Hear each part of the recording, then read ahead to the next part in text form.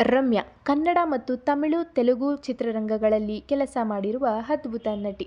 ತಮ್ಮ ನಟನೆಯಿಂದಲೇ ಕನ್ನಡಿಗರನ್ನ ಆಕರ್ಷಿಸಿದ Sandalwood queen, golden girl ಎಂದೇ ಪ್ರಖ್ಯಾತಿ ಪಡೆದಿರುವ ರಮ್ಯಾರವರ ನಿಜವಾದ ಹೆಸರು ದಿವ್ಯ ಸ್ಪಂದನ. ಇವರು 29 ನವೆಂಬರ್ 1982ರಂದು ಬೆಂಗಳೂರಿನಲ್ಲಿ ಜನಿಸಿದರು. ಇವರ ತಾಯಿ ರಂಜಿತಾ, ಸಾಕು ತಂದೆ ಆರ್.ಟಿ. ನಾರಾಯಣರವರು. ಇವರು ತಮಿಳುನಾಡಿನ ಊಟಿಯ ಸೇಂಟ್ ಹಿಲ್ ಶಾಲೆಯಲ್ಲಿ ಓದಿದ ನಂತರ Saint Joseph college of commerce ಕಾಲೇಜಿಗೆ ಸೇರ್ತಾರೆ. ಕಾಲೇಜಿನಲ್ಲಿ ಓದುವಾಗಲೇ ಮಾಡೆಲಿಂಗ್ ವೃತ್ತಿ ಜೀವನವನ್ನು ಮುಂದುವರೆಸುತ್ತಿದ್ದರು ಮತ್ತು ವಾಣಿಜ್ಯದಲ್ಲಿ ಸ್ನಾತಕೋತ್ತರ ಪದವಿಯನ್ನು ಪೂರ್ಣಗೊಳಿಸುತ್ತಾರೆ. ಅಷ್ಟೇ ಅಲ್ಲದೆ ರ್ಯಾಂಪ್ ಶೋಗಳಲ್ಲಿ ಭಾಗವಹಿಸುತ್ತಿದ್ದು 2001ರಲ್ಲಿ ಮಿಸ್ ಕಂಟ್ರಿ ಕ್ಲಬ್ ಕಿರೀಟವನ್ನು ತನ್ನ ಮುಡಿಗೇರಿಸಿಕೊಳ್ತಾರೆ.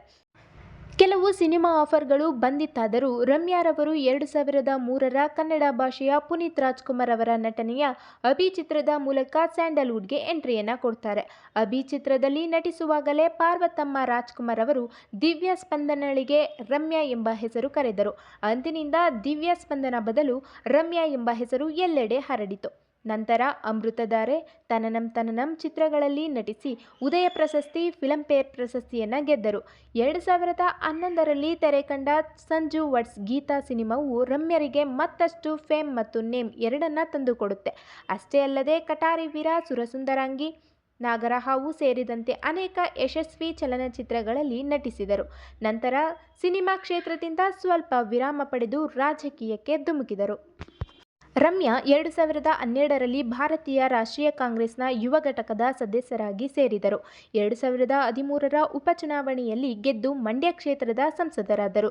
ಆದರೆ ಮುಂದಿನ ವರ್ಷದ ಸಾರ್ವತ್ರಿಕ ಚುನಾವಣೆಯಲ್ಲಿ ಸೋಲನ್ನು ಅನುಭವಿಸಬೇಕಾಯಿತು. ಹೌದು, 2014ರಲ್ಲಿ ನಡೆದ ಚುನಾವಣೆಯಲ್ಲಿ ಸೋತರು. ಹಾಗೆ ತನ್ನ ಸಾಕು ತಂದೆ ಆರ್.ಟಿ. ನಾರಾಯಣರವರ ಸಾವು ರಮ್ಯಾರವರನ್ನ ಮಾನಸಿಕವಾಗಿ ಕುಗ್ಗಿಸಿಬಿಟ್ಟಿತು. ಮತ್ತೆ ಚಿತ್ರರಂಗಕ್ಕೆ ಕಮ್ಬ್ಯಾಕ್ ಮಾಡಿ ಆರ್ಯನ್ ಚಿತ್ರದಲ್ಲಿ ನಟಿಸಿದರು. ನಂತರ ಲಂಡನ್ಗೆ ಹೋಗಿ ಇತಿಹಾಸ ವಿಷಯದ ಬಗ್ಗೆ ಓದ್ತಾರೆ.